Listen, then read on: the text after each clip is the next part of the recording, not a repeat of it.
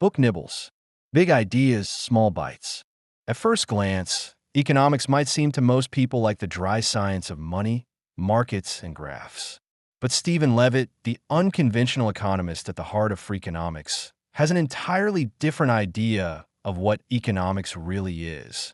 To him, it is not simply about Wall Street or inflation or monetary policy. It is about incentives and human behavior.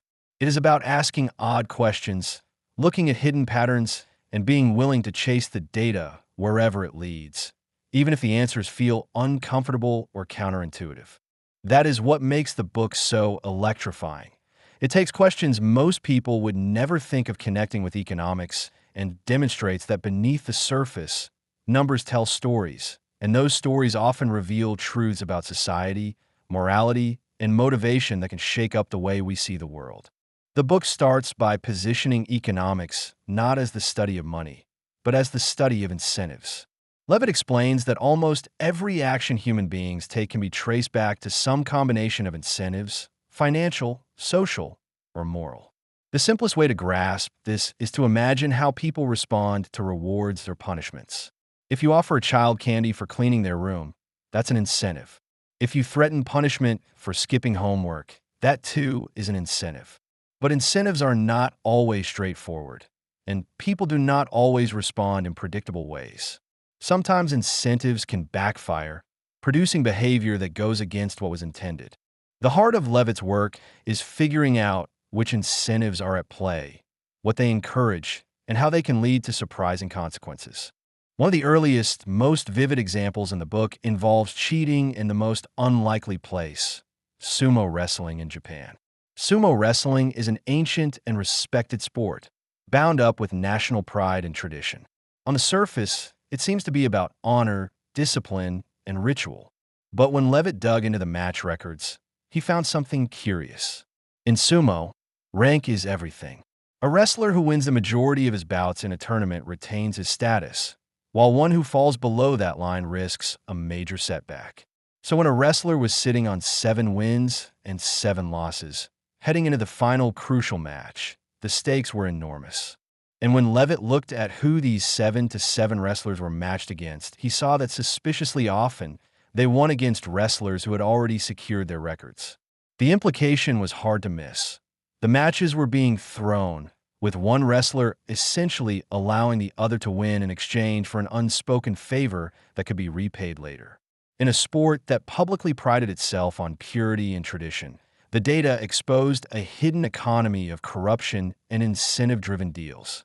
From this starting point, Levitt moves to another arena where cheating is rampant: American schools. Teachers, who we might assume are motivated purely by a desire to educate children, also face strong incentives tied to standardized testing. In some districts, job security, bonuses, and even the survival of the school itself depend heavily on test scores. Faced with such high stakes, some teachers succumb to the temptation to cheat, not by sneaking glances at other students' papers, but by subtly altering test answers after the exams are collected. Levitt and his colleagues devised an ingenious way to detect this cheating. They looked for unusual answer patterns, such as a group of wrong answers that suddenly switched to a string of correct ones, or classrooms where struggling students miraculously performed far better than expected. These anomalies pointed to manipulation by teachers. When some of these suspicious cases were investigated in person, cheating was confirmed. The moral is unsettling. Even people we expect to uphold integrity may bend when incentives push hard enough, showing that the invisible hand guiding behavior often belongs to hidden pressures rather than noble principles. This idea that behavior can only be understood by grasping the incentives behind it threads through the book. Levitt and Dubner delight in taking questions that sound almost absurd and showing how, when you break them down, they illuminate the forces shaping human choices. One famous question they pose is, what do school teachers and sumo wrestlers have in common? At first, it sounds like the setup to a joke. But the answer is that both groups face strong, clear incentives to cheat, and both operate in environments where the cheating can be difficult to detect unless you analyze the patterns carefully. Another provocative question Levitt asks is, What do drug dealers and McDonald's employees have in common?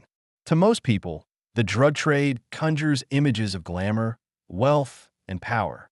Hollywood movies often portray dealers as swimming in cash, driving fancy cars, and living dangerously but lucratively.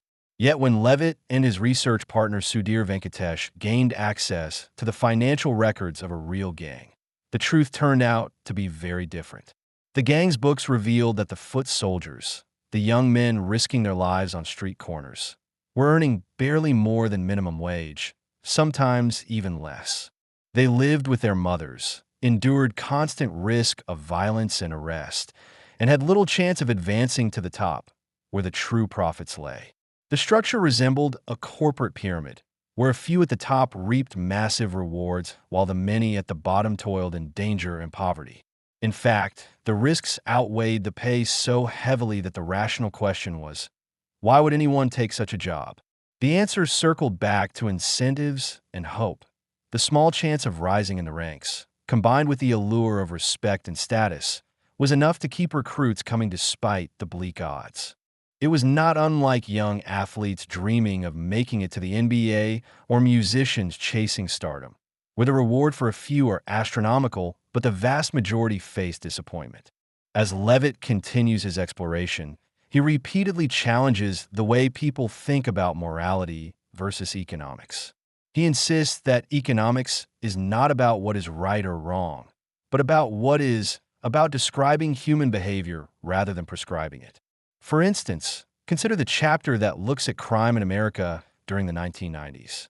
The prevailing narrative at the time was that smart policing, tougher laws, and innovative programs were behind the dramatic drop in crime rates. Politicians and police departments touted these explanations proudly. But Levitt pointed to a different, far more controversial cause: the legalization of abortion in the 1970s.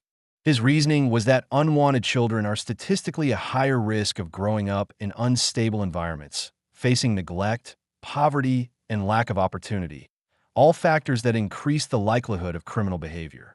When abortion became legal, many women who were not prepared or willing to raise children now had the option not to. And 20 years later, there was a noticeable decline in the pool of young men most statistically likely to commit crimes. This was not a moral argument for or against abortion, but a data-driven analysis of cause and effect.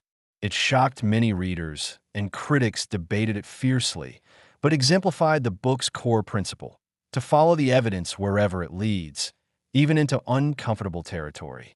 Levitt and Dubner also dig into how parents think about raising children, asking, what really matters in child-rearing? Parents are constantly bombarded with advice and pressure to make the right choices. Buy this toy, use that teaching method, choose this neighborhood, enroll in that school. Yet when Levitt examined large data sets on education and child outcomes, many common beliefs fell apart. For example, parents often stress about the importance of reading to their children every single day, but the data showed that what mattered more was whether books were present in the home at all. The presence of books reflected a culture of learning, an environment where reading was valued, and children absorbed that atmosphere, regardless of whether their parents read aloud every night. Similarly, expensive schools or meticulously curated parenting strategies did not guarantee success. What mattered more were broader background factors, like the parent's level of education and the stability of the household. In other words, who the parents are matters more than what they consciously do. This is both liberating and disquieting. It suggests that children's outcomes are not shaped by every little parenting decision, but rather by deeper, less controllable factors, values, habits, and environments that are often set long before a child is born. Another famous section of the book plays with the power of names. Levitt investigated whether a child's name has any measurable impact on life outcomes. The common assumption is that names matter, that children with unusual or low status names will face discrimination, while those with prestigious or high status names will benefit. The data told a more complex story. Yes, names often correlate with socioeconomic background, which influences opportunities. But the name itself is not the cause. It is a marker of other deeper factors. A child named after a luxury car might not struggle because of the name itself, but because their parents were making choices and living in environments that already stacked the odds against them. Conversely, children from wealthy, educated families tended to succeed regardless of whether their names were classical or quirky. The name was a symptom, not the root cause. This reveals a key lesson repeated throughout the book. Correlation is not causation. Just because two things occur together does not mean one causes the other. And unraveling that difference is one of the hardest tasks in studying human behavior. This emphasis on correlation versus causation also ties into the way people often misinterpret statistics. Humans are natural storytellers. When we see a pattern, we want to explain it. But we are prone to leaping to simple explanations without testing them. Levitt warns readers that the world is full of misleading statistics, false assumptions, and myths that persist because they feel intuitive. The genius of Freakonomics lies in showing that data, when carefully analyzed, can cut through the noise to reveal hidden truths, but also shows how easily data can be misread, manipulated, or misunderstood. Throughout the book, Levitt and Dubner maintain a playful, almost mischievous tone. They're not trying to preach or push an agenda. Rather, they are curious, almost childlike in their willingness to ask questions others would never think to ask. Why do drug dealers live with their mothers? Why do some teachers cheat? Why did crime really drop in the 1990s? Why do parents obsess over things that don't matter while overlooking the ones that do? The joy of the book comes not just from the answers, but from the process of questioning. The sense that the world is full of puzzles waiting to be solved, if only we are willing to look beneath the surface. What Freakonomics ultimately teaches is a way of thinking, a habit of skepticism and curiosity. It encourages readers to look at incentives, to separate correlation from causation, and to embrace the idea that conventional wisdom is often wrong. It suggests that human beings are not as mysterious as we sometimes think. Our actions can often be explained by the hidden forces of self-interest, social pressure, and moral trade-offs. But at the same time, it shows how endlessly surprising and counterintuitive those explanations can be once uncovered. The lasting impact of the book is in its encouragement to think like a rogue economist, to approach the world not with ready-made answers, but with questions, data, and the willingness to be surprised. Levitt and Dubner remind us that behind every statistic is a human story, behind every choice is an incentive, and behind every myth is a more complicated reality waiting to be discovered. And that's it. Freakonomics. A Rogue Economist explores the hidden side of everything by Stephen Levitt. Thanks for listening to Book Nibbles. If you enjoyed this bite-sized book, don't forget to subscribe for more quick, insightful summaries. See you in the next nibble.